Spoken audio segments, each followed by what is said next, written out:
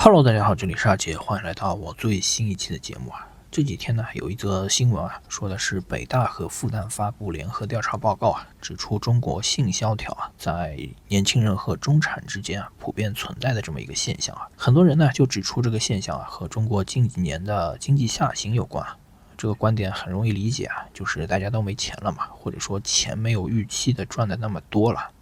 所以呢就不结婚不谈恋爱了，因为这个需要花钱嘛。而且人性呢都是趋利的，女性在择偶过程中啊，会选择经济条件较好的男性啊。那男性呢，就在交往过程中啊，为了吸引女性啊，需要花钱去包装自己，买衣服、买鞋、买手机、买车、买房，还要给女性买各种礼物啊。那现在没钱了，那就把钱花在刀刃上了，甚至社交活动都减少了。以前可能朋友联系说晚上哪里有个局，收拾收拾呢，带上身份证就去了。现在呢，就找个借口，比如说晚上要加班，或者明天一早要开会，就不去了。那约炮的呢也少了。然后工作真的很累，真的没有精力了呢，也是一大原因啊。还有连带的心理上的原因啊，比如面对即将被裁员的焦虑啊，或者抑郁啊，都会造成性需求的减少啊。那关于这个观点呢，我只能说部分认同啊。经济下行呢是一大诱因啊，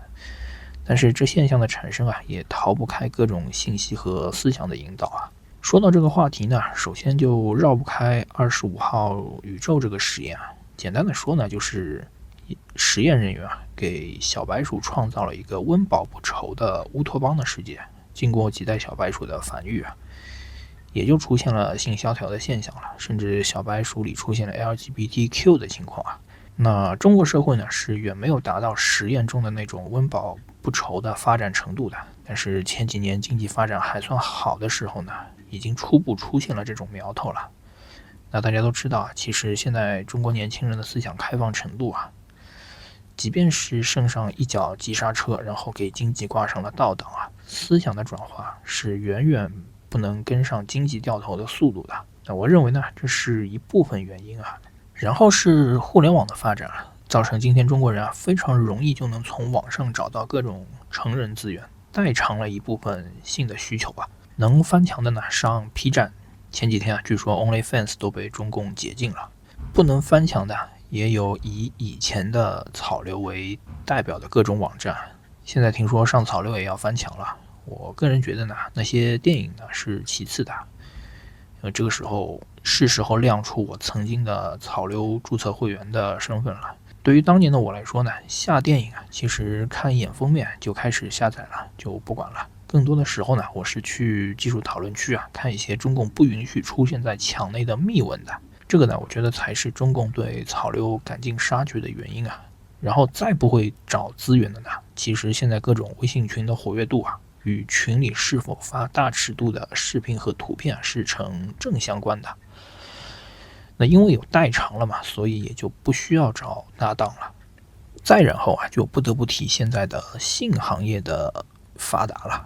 是这样的，我提过好几次了，我之前是干销售的，几年前吧，就有一次我跟一位前同事联系啊，因为大家都是销售嘛，偶尔也会聊一聊，置换一下手头的资源。然后他就说到他这边呢要招一个男性的总监啊，我就说那你不如把我招去吧。他说你应该不行。我说为啥？他说要求呢很简单，就是要会玩。因为当时他们在和某个南半球国家的旅游局在谈合作，这个旅游局呢在上海的甲方这边呢也算是预算比较多的，而且是什么样的内容形式都愿意尝试的那种了。但是呢，要拿到预算呢，就需要搞定他们在上海的一把手啊。于是呢，他们就在圈子里打听了一下那位一把手的情况啊。他们问了圈内的一位算是人脉比较广的老兄吧，就问了他一句话，问这个人是不是武则培。上海话翻过来呢，就是老色批的意思啊。然后那位老兄就回了一句是，然后大家就懂了。那从这件事情上也能看到啊，在中国做生意啊是很难绕开吃喝嫖赌抽的。这里插一个八卦吧，就前几年国内最大的一家 4A 广告公司的老板的事儿了，是好多年前了。他有一天晚上呢，因为嫖娼被抓了，当时这家公司在准备上市好像是18个月内吧，不能出现负面新闻那如果他被抓了呢，肯定是一个非常大的负面新闻了。那如果因为这件事情上市失败呢，他是没有办法跟投资方还有股东什么的交代的，可能都要跳楼了。听说最后是他的一个生意伙伴半夜里呢动用了一点关系把他给保出来了。那最后具体是怎么解决的呢，就不知道了。这也算是一个广告圈里一个流传已久的八卦了。那说回来就我当时想了一下，我好像的确干不了那个总监的活但是毕竟之后还是要在职场里混嘛，就有的时候你可以不去但是你不能不懂所以我就开始留意相关的信息了，大不了出去作为一种谈资嘛，哪怕现在不出去跟人谈了，放视频里谈也可以嘛。那我这里就不去特别强调我有没有去过了，总之呢，信的呢自然信，不信的呢怎么解释也没有用然后只要你留意呢，你就会发现这种信息呢在各种微信群里面其实是一个公开的秘密而且不仅仅是男的在讨论女的呢讨论起来也是毫不避讳然后你就会发现身边的人10个男的里面就有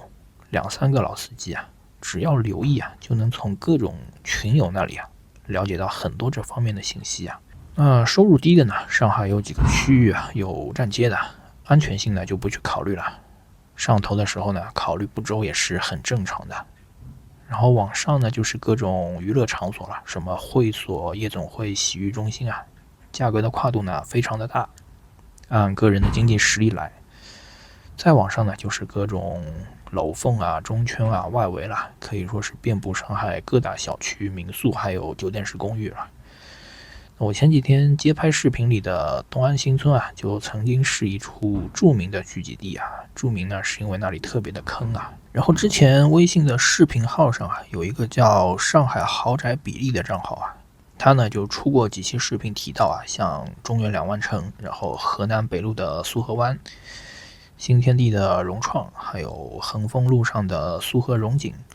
长寿路上的上清家园，还有石泉东路的香溢花城那